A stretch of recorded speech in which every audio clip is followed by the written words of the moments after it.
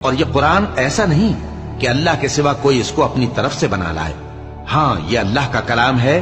جو کتابیں اس سے پہلے کی ہیں ان کی تصدیق کرتا ہے اور انہی کتابوں کی اس میں تفصیل ہے. اس میں کچھ شک نہیں کہ یہ رب العالمین کی طرف سے نازل ہوا ہے. کیا یہ لوگ کہتے ہیں کہ پیغمبر نے اسے خود ہی گھڑ لیا ہے؟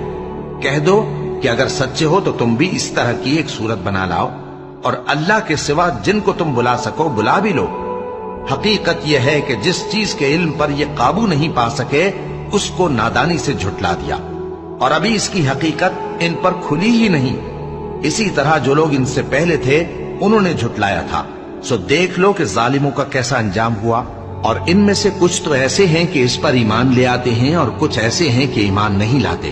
اور تمہارا پروردگار شریروں سے خوب واقف ہے. اور اگر یہ تمہاری تکذیب کریں تو کہہ دو کہ مجھ کو میرے اعمال کا بدلہ ملے گا اور تم کو تمہارے اعمال